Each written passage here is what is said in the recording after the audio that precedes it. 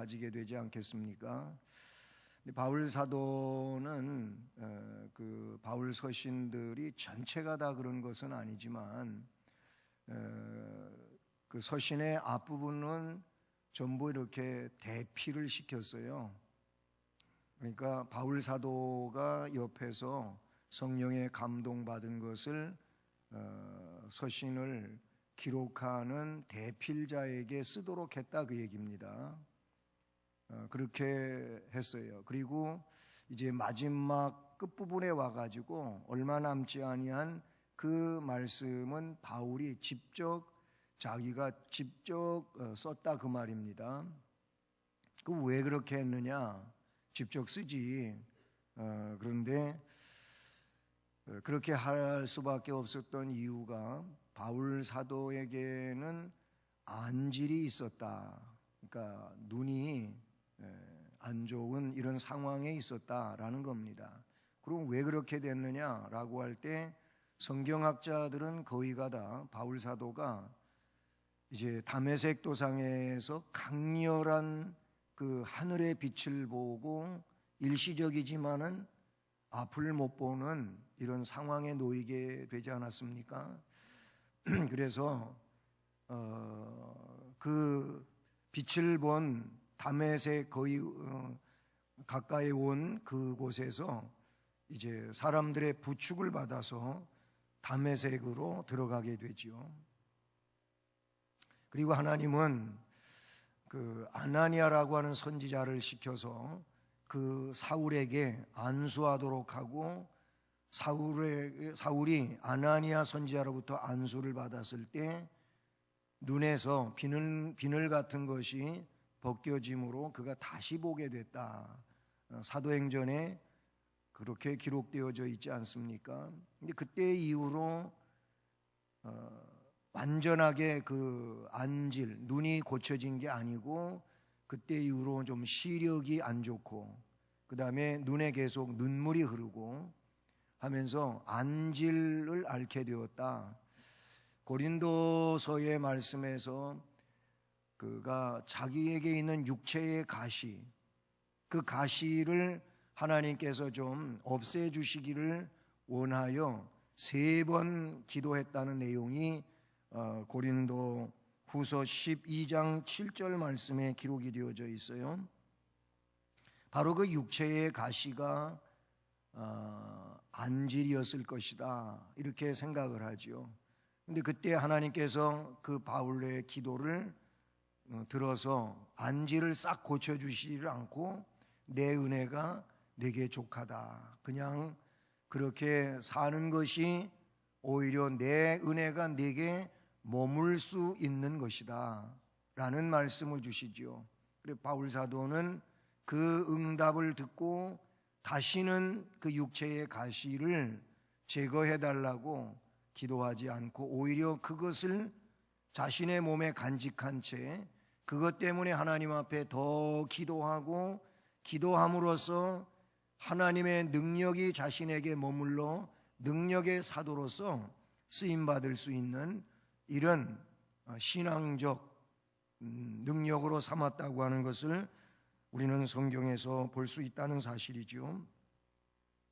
자, 이렇게 그에게 있는 시력이 안 좋고 또 안질에 시달리고 있는 바울로서 서신을 처음서부터 끝까지 다 기록한다고 하는 것은 그에게 있어서 쉽지 않은 일이었었다. 그래서 성령의 감동을 받고 그것을 대서하도록 했다라는 겁니다. 갈라디아서 6장 11절 같은 경우를 볼 때에도 내 손으로 너희에게 이렇게 큰 글자로 쓰는 것을 보라. 갈라디아서 결론에 와서도 이제 다른 이가 앞부분은 대서했지만 끝에 와서는 바울이 직접 그 갈라디아서를 마무리하면서 갈라디아서 이 서신 자체가 그 누구의 것이 아니고 성령의 감동함을 입고 기록한 바울의 서신이다 라는 내용으로서 증표로 마치 낙인을 찍는 것처럼, 즉 낙관을 찍는 것처럼 그렇게 했다. 또는 그 끝부분에서 자신의 서신임을 그렇게 증명하도록 사인하는 것과 같은 역할로서 마지막 부분을 친필로 썼다라는 겁니다. 로마서 16장도 마지막 장인데 로마서 16장 22절에는 이렇게 기록되어져 있습니다. 이 편지를 기록하는 나 더디오도 주 안에서 너희에게 문안하노라. 이게 더디오라고 하는 사람이 로마서를 기록했다고 하는 것을 알려주고 있어요. 그렇다고 해서 로마서가 더디오의 로마서냐 그렇게 말하지는 않거든요. 그것은 이미 로마서 1장 1절 이하에서 그 로마서를 기록하는 자가 누구인지에 대하여 실명을 바울이 밝히고 있기 때문에 로마서는 바울 서신이라고 그렇게 명하게 되어 있다는 사실이죠. 자, 이런 점에서 친필의 문안에 대한 말씀이 오늘 말씀에 나오는데 저는 이 말씀을 또 강해하기 위하여 준비하면서 이런 생각을 가져봤습니다. 오전 예배에는 어르신들이 많이 나오시기 때문에 어른들을 상대로 해서 어른들은 아주 좋은 핸드폰, 이 스마트폰, 정말 스마트한 이 스마트폰을 갖고 있는 우리들이 어른들은 그걸 가지고 계시면서도 잘 활용을 못 하시는 면이 많이 있잖아요. 그러니 스마트폰으로 전화만 하고 받는 정도가 아니고 앞으로 여러분도 도전하시라 그랬어요. 문자 보내기, 문자가 오면 읽을 수 있는 문자를 보내드려도 전화 온 걸로 알고 전화를 눌러가지고 전화를 하시는 분들이 계세요. 그래서 이제 몇 번 제가 받았었죠. 그런데 이제는 오면 이거 또 문자가 한 것 때문에 또 전화 온 걸로 알고 전화를 하시는가 보다 하고 아예 안 받아버려요. 전화를 몇 번 받았더니 미안스러우셔가지고 미안스러우셔서 그러시더라고요. 그래서 그냥 차라리 안 받는 게 내가 안 받는 게 낫겠다 이렇게 생각을 하고 안 받아요. 그리고 그래도 계속 그러시는 분들은 죄송하지만 문자를 안 보내드려요. 왜냐하면 문자도 못 읽어보시고 어디서 전화 왔는데 전화를 해도 받지 않으니까 굉장히 궁금해하실 거 아니겠어요? 그래서 그런 상황에 있는 분 아주 소수지만 문자를 보내드리는 일을 제가 중지시켰어요. 어쨌든 제가 이제 성경을 읽으면서 보내드릴 문자를 정해가지고 제 핸드폰에 문자를 써서 사무집사한테 문자를 핸드폰으로 보내면 사무집사는 그걸 받아가지고 컴퓨터로다가 해서 수백 명에게 토요일 날 문자가 발송이 된단 말이에요.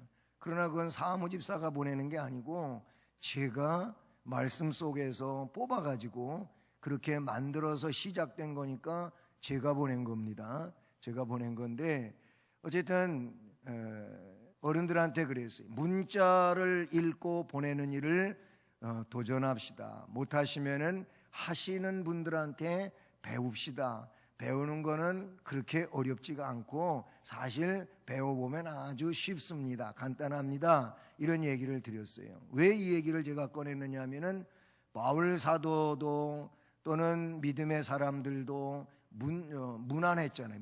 문안하기를 했잖아요. 그러면 우리도 지금 가지고 있는 이 좋은 기계를 이용해서 내가 받은 은혜의 말씀을 일주일 동안 성경 읽으면서 은혜 받은 말씀들이 있잖아요. 길게는 하지 못한다 할지라도 핵심되는 이 말씀을 문자에다가 쓰면서 은혜를 받고 이거를 보내가지고 상대도 그 말씀으로 은혜 받게 하고 이런 말씀으로서 문자 보내서 그렇게 문안도 하고 관계도 하고 하는 이런 믿음의 삶을 삽시다 하는 말씀을 했어요. 마찬가지 여러분, 우리가 이런 좋은 기계를 가지고 살면서 성도로서 성도의 교제를 위해서 서로 그 안에서 말씀 문자를 보내고 은혜의 내용들을 또 나눌 수 있고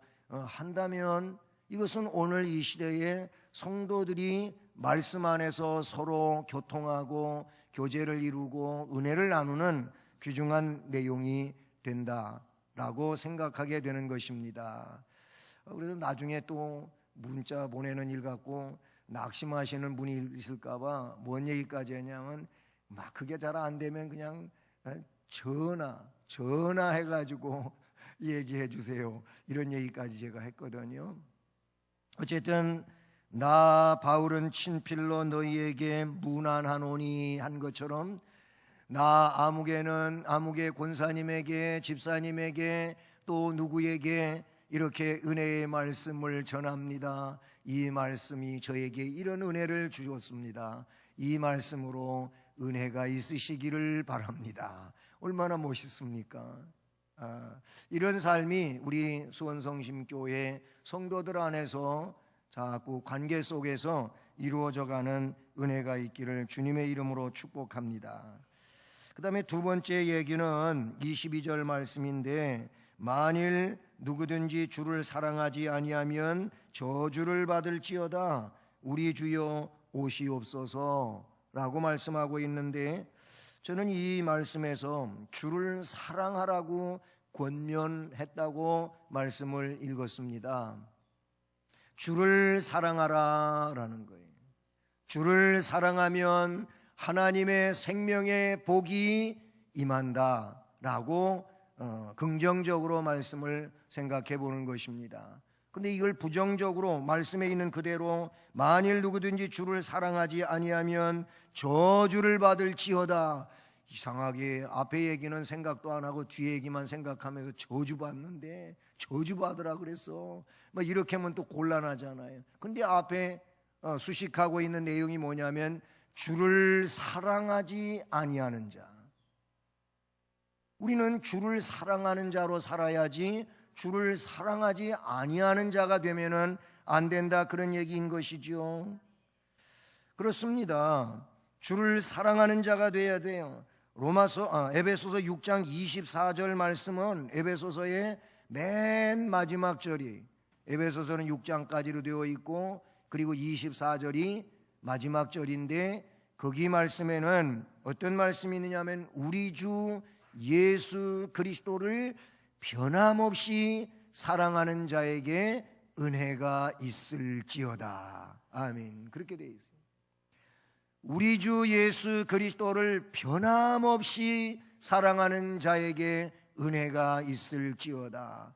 결국 이 말씀은 뭐냐면, 예수 그리스도를 변함없이 사랑하는 자에게는 은혜가 있다, 이 말씀이거든요. 이 말씀에서 중요한 게 뭡니까? 우리는 그냥 은혜는 너무 귀하고 또 그것은 반드시 우리에게 있어야 될 일인데, 그거에 대한 것만 자꾸 생각을 하지 그 과정을 위한 생각을 잘 안 하는 데 문제가 있다, 그런 얘기예요. 은혜가 나한테 있기 위해서 내가 할 일이 뭐냐면, 예수 그리스도를 어떻게 사랑하라고요? 변함없이 사랑하란 말이에요. 죽 끓듯이 사랑하면 안 된다니까. 죽 끓는다고 하는 게 변덕이 죽 끓듯 한다는 얘기가 있어요. 그래서 죽 쏘는 얘기 제가 한 적 있잖아요. 죽을 쏘보면, 저도 죽 쏘본 적이 있거든요. 근데 이 죽을 쏘보면 끓기 시작하면은요, 이 밑에서부터 올라오는 그 공기 구멍이 생겨요. 그래가지고 뭐 이 죽이 어쨌든 이제 밥알로 끓이는 거니까 이게 뭐 이제 끈끈하지 않겠어요? 그러면 풍선 작용이 있다, 그 얘기예요. 바람이 밑에서부터 수증기가 올라오면서 여기에 그 죽물이 풍선같이 푹 됐다가 펑 터지고 이러는데, 그런데 이게 꼭 저 오락실에 가면은 두더지라고 하는 게임이 있어요. 두더지. 그러니까 돈 넣으면 두더지가 구멍에서 이렇게 올라왔다 이렇게 또 막 아무 데서나 막 올라오면 이거를 망치로 때려서 많이 제대로 때리면 점수가 올라가는 게 이 두더지 아닙니까? 근데 죽이 끓는 걸 보면 이 죽 냄비에서 막 끓어오르기 시작하면 여기서 풀떡 저기서 풀떡 이런다고요. 그런데 이거를 변덕을 그렇게 표현했어요. 변덕이 죽 끓듯 한다 이렇게 말했는데요, 변덕스러우면 안 돼요. 변함이 없어야지.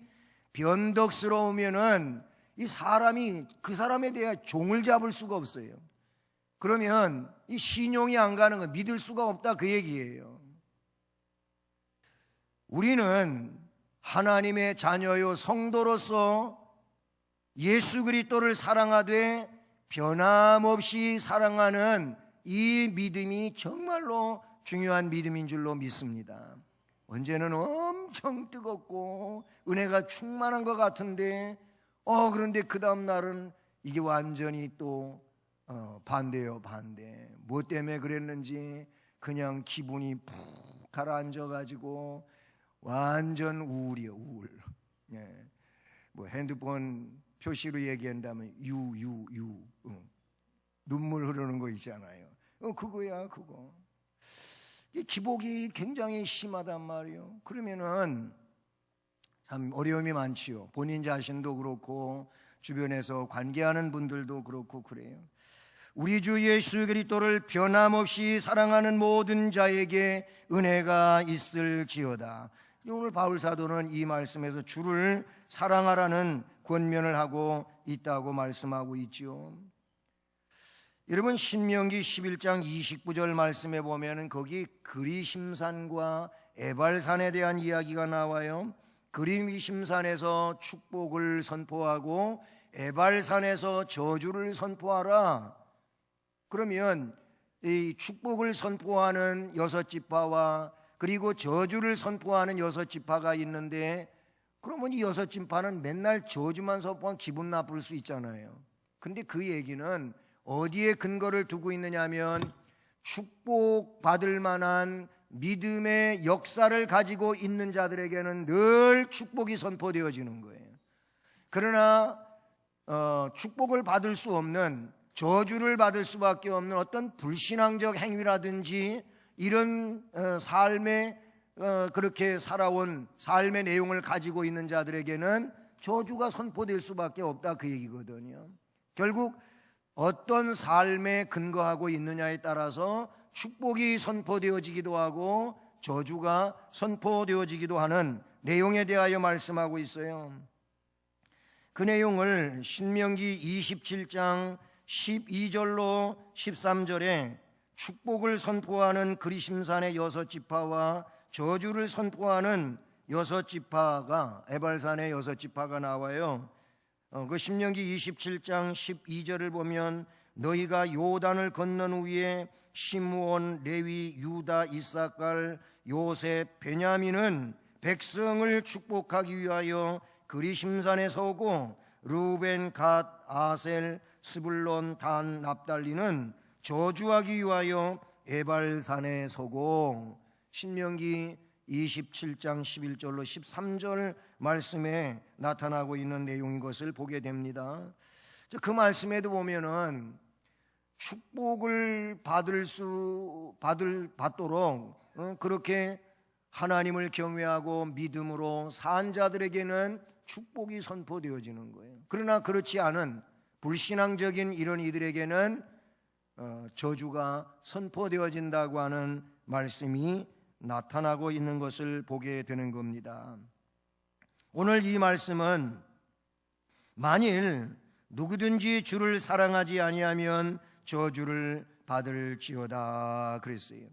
주를 사랑하는 자는 축복의 대상이 되지만 주를 사랑하지 않는 자는 저주의 대상이 될 수밖에 없다는 것이지요. 주 예수를 사랑하는 것은 하나님의 축복에 참여하는 이런 은혜의 모습이 되나, 주를 사랑하지 아니하는 자는 자신을 하나님의 저주에 참여하도록 하는 어리석은 행위가 될 수밖에 없다는 것이지요. 그래서 히브리서 기자는 히브리서 2장 3절 말씀에서 우리가 이같이 큰 구원을 등한히 여기면 어찌 피하리요.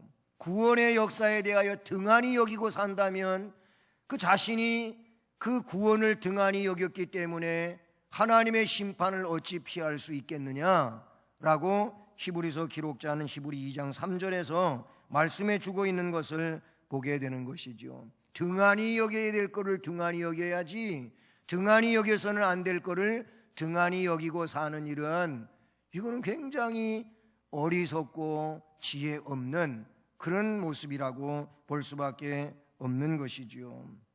그래서 사도 바울은 오늘 말씀에서 누구든지 주를 사랑하지 아니하는 자가 되지 말라는 겁니다.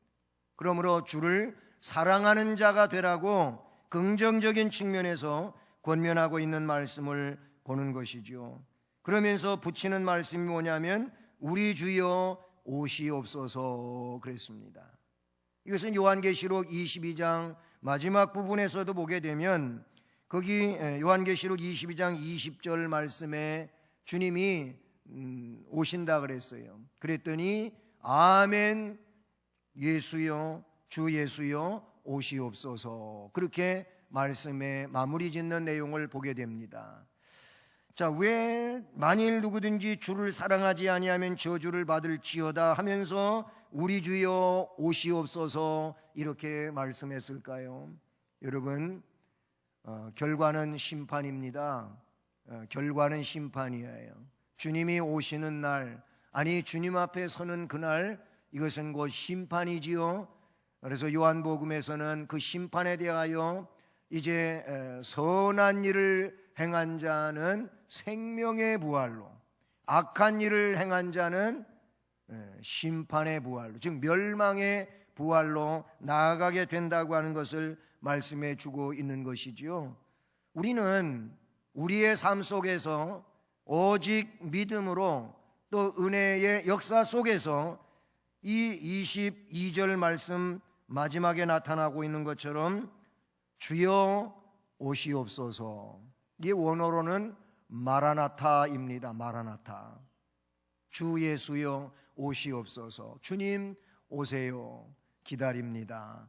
이런 고백이거든요. 우리는 이런 고백 속에 믿음 안에 살아가는 자가 되어야 할 줄로 믿습니다. 주를 사랑하며 살다가 변함없이 주님을 사랑하며 사는 자로서 어떤 상황에서도 주님이 오시는 이 메시지가 우리 안에 주어지게 될 때에는 오시옵소서라고 응수해야 될 줄로 믿습니다. 아, 주님 안 돼요. 지금 오시면 안 돼요. 아직 준비가 안 됐어요. 요즘에는 신방하는 일이 옛날 같지 않으니까 그런데, 옛날에는 신방을 참 목사님들이 많이 했고, 신방 오는 거를 온 성도들이 좋아했고, 신방 오면은 집안이 완전히 뒤집히니까 남편들이 목사님 우리 집에 신방 좀 자주 오세요. 옛날에 그랬대요. 왜냐하면 아내들이 집을 그냥 쓸고 닦고 그냥 반짝반짝하게 만들어 놓거든요. 평소엔 안 하다가. 그러니까 남편들이 목사님 한번 오셨다가 하시면 집안이 달라져 버리니까 목사님 우리 집에 좀 자주 오세요 그랬대요. 그건 다 좀 여러분은 잘 하셨겠지만 그렇지 않은 사람들의 이야기일 수 있겠지만은, 어쨌든 그전엔 신방이 참 은혜롭게 잘 진행이 되는데 현대 사회에 와서는 그렇지가 않아요. 근데 그전에 신방 간다고 하면은 느닷없이 신방 온다고 하면 이제 난리 난 거 아니겠습니까? 그래가지고 그냥 집안 치우느라고 막 그런다. 그래도 그런 분은 나한테 아유 목사님 안 돼요. 오시면 안 돼요. 목사님 안 돼요. 지금 오시면 안 돼요. 그러는 분도 없지 않아 있으셨습니다. 제가 목회 초년 때에도 그때만 하더라도 벌써 한 30년 거슬러 올라가야 되니까 그때만 하더라도 그런 가정들이 없지 않아 있었어요. 그러면 교회 잘 오지 왜 교회 안 와갖고 내 신방 가게 만드냐고 그러기도 하고 했었는데, 어쨌든 여러분 주님 오심에 대하여 신방 얘기로 비약됐습니다마는 우리는 언제나 준비가 안 됐다고 하는 심령이 아니라 준비하고 있으므로 주 예수여 오시옵소서. 아멘. 그렇게 할 수 있기를 주님의 이름으로 축복합니다. 그 다음에 세 번째 내용은 23절에서 주 예수 그리스도의 은혜가 너희와 함께하고 라고 말씀하고 있습니다. 여러분, 우리에게 진정 함께해야 될 내용이 뭐냐면 예수 그리스도의 은혜인 줄로 믿습니다. 은혜, 우리가 주일 예배 말미에서는 축도하지 않습니까? 축도는 축복 기도에 요약된 말입니다. 축복 기도에 요약된 말인데, 축도는 안수받은 목회자가 이제 성부와 성자와 성령, 이제 순서는 물론 성자, 성부, 성령 이렇게 순서가 되죠. 왜 그러냐면 성자 예수 그리스도가 중보자이기 때문에, 그래서 앞에다가 이렇게 놓는다, 그렇게 여러분 이해하시면 되겠습니다. 어쨌든 그 말미에서 우리 주 예수 그리스도의 은혜와 하나님 아버지의 극진하신 사랑과 성령의 교통하심이 너희 무리 위에 있을지어다 라고 하지 않습니까? 근데 이게 뭐냐면은 진정 하나님의 은혜란 말, 성부, 성자, 성령 하나님의 은혜인데, 오늘 말씀에도 주 예수 그리스도의 은혜가 너희와 함께하고 라고 말씀하고 있습니다. 그런데 여기 그리스도의 은혜, 아버지에 대한 것은 사랑, 성령에 대한 것은 감화, 감동, 위로, 교통이 성령의 역사로 나타나고 있죠. 그러면 예수 그리스도의 은혜라고 말할 때에는 뭘 이야기하는 거냐면은 속죄의 은혜를 말하는 겁니다. 이 속죄의 은혜는 다른 말로 이야기하면은 사죄의 은혜를 말합니다. 결국 뭐냐? 죄를 속함받은 은혜, 그 모든 죄에 대하여 용서받은 은혜, 이게 주님의 은혜예요. 주님의 피공로는 결국 우리의 죄를 씻은 거예요. 우리의 죄값을 예수님이 대신 지불한 거예요. 그게 영적인 원리라 그런 얘기입니다. 그래서 예수를 구세주로 진실하게 믿으면 그 그리스도의 은혜가 나에게 적용이 되어지는 거예요. 이걸 우리는 공로라 그래요. 예수 그리스도의 공로로 이야기합니다. 그리고 이 내용이 결과적으로 우리에게 칭의를 받게 하는 내용이 되는 거예요. 그것 때문에 하나님 법정에서 예수 그리스도의 공로가 그에게 적용이 돼서 너는 의인이다, 하나님이 그렇게 선언해 주시는 거예요. 그러니까 재판정에서 재판장이 최후적으로는 모든 것이 다 이제 검사의 진술, 그 다음에 변호인의 진술 다 종합해 가지고 재판장이 나중에 선언하면서 망치 3번 땅 때리지 않습니까? 그러면 끝이 나는데, 그 내용이 성부께서 그리스도의 공로 안에 있는 나를 향하여 너는 그리스도의 공로 안에 있기 때문에 의인이다, 땅 때린 거예요. 그렇기 때문에 우리가 의인인 거예요. 그러니까 서로 간에 사람과 사람이 예수 믿으면서 교회 다니면서 맨날 나쁜 짓은 혼자 다 하고, 그거 소용없어요. 그렇다고 나쁜 짓 하라는 얘기가 아니고, 사람은 사람과 사람의 관계 속에서는 그런 부족하고 연약하고 좀 흠이 있고 이런 것 가지고 그렇게 하면서 무슨 천국 가냐고 웃기는 소리야. 네가 천국 가면 나는 천국 아래 못 가겠다고 이런 얘기도 해요. 그런데 뭘 몰라서 그래요. 사람은 이 땅 위에 살 때 어차피 죄인입니다. 죄를 져도 되고 악해도 되고 그런 얘기를 지금 말하는 게 아니에요. 우리는 예수 믿으며 자꾸 성화되어야 되고, 그래서 점진적 성화를 거쳐서 더 거룩해져야 되는 거 맞아요. 맞는데 그래 봐도 우리는 죄인이에요. 하나, 예수 그리스도의 은혜가 우리에게 왔기 때문에 우리가 하나님 앞에 의인이 된 거예요. 속죄의 은혜를 받았어요. 사죄의 은총을 받았어요. 주님의 피공로가 그런 일을 우리에게 만들었어요. 그래서 우리 주님의 구속의 은혜가 너무 감사한 거예요. 그래서 눈물도 나오고 감동도 되고 그 주님 앞에 충성할 마음도 갖고 그래서 헌신하고 충성하게 된다, 그런 얘기예요. 이게 그리스도의 은혜란 말이에요. 그런데 바울 사도는 이 그리스도의 은혜가 함께 하기를 축복하고 있지 않습니까? 여러분, 주 예수 그리스도의 은혜가 함께하는 은혜자가 되기를 주님의 이름으로 축복합니다. 어떤 자에게? 믿어야 되는 거예요.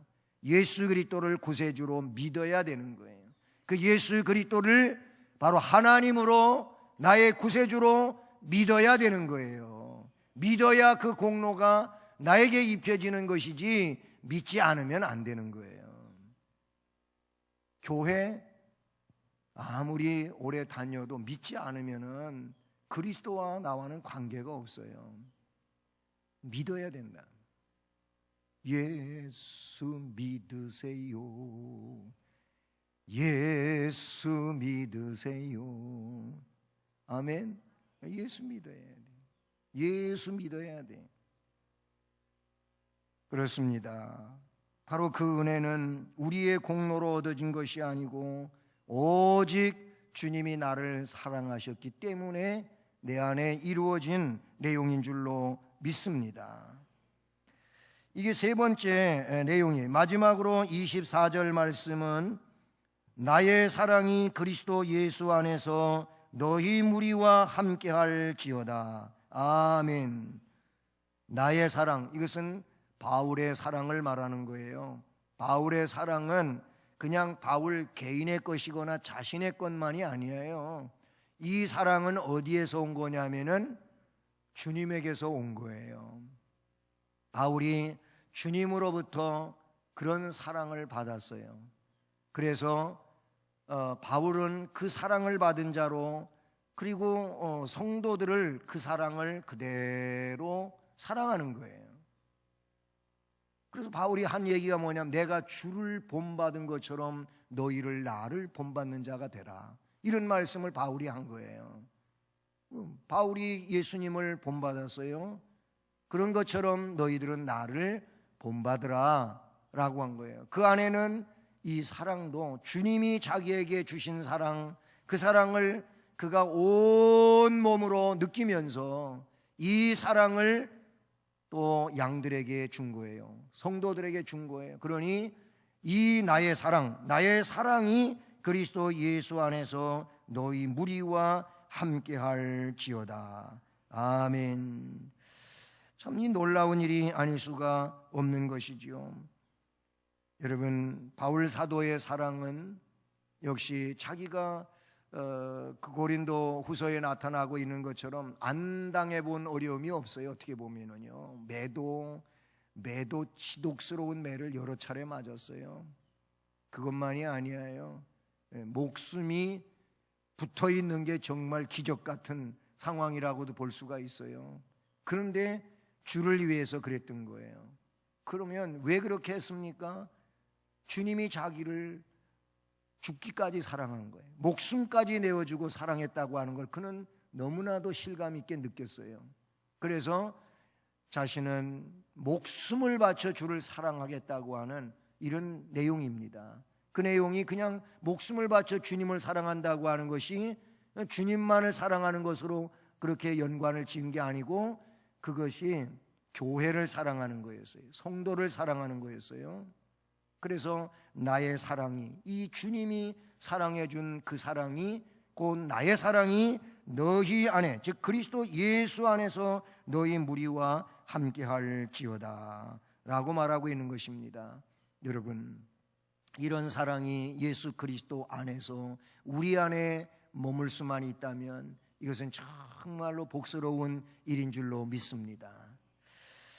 여러분, 요한서신에 보게 되면 요한서신, 요한복음, 요한 1서, 2서, 3서, 그리고 요한계시록, 이렇게 요한서신들인데, 요한복음이고 서신들인데, 요한 1서 4장의 말씀을 보면 사랑으로 가득 찬 말씀이라고 이야기할 수가 있어요.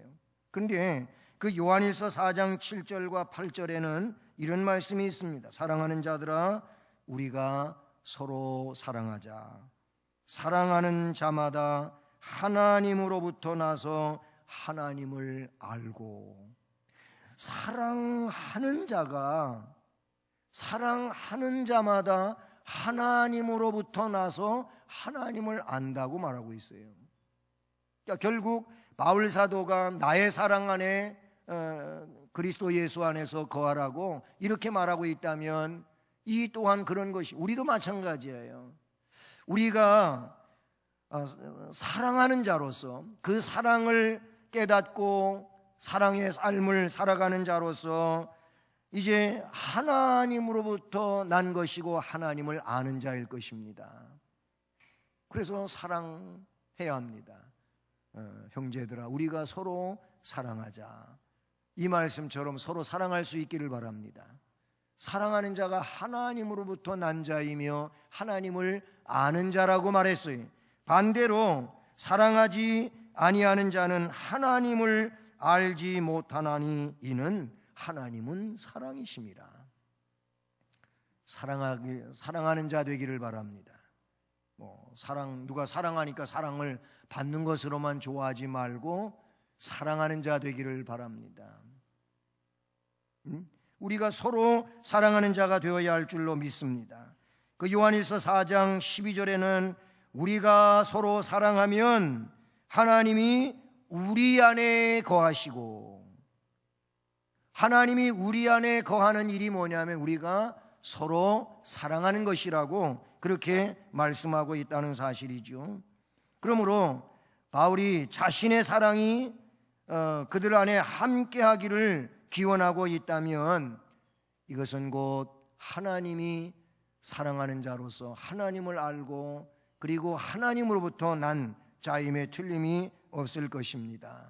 모쪼록 사랑이라고 하는 이 신앙의 결정체를 가짐으로 우리가 하나님으로부터 난 자들이며 하나님을 아는 자로서의 삶을 바르게 감당하며 살아가는 신앙적 승리가 함께하기를 주님의 이름으로 축복합니다. 사랑의 하나님 아버지, 감사를 드립니다.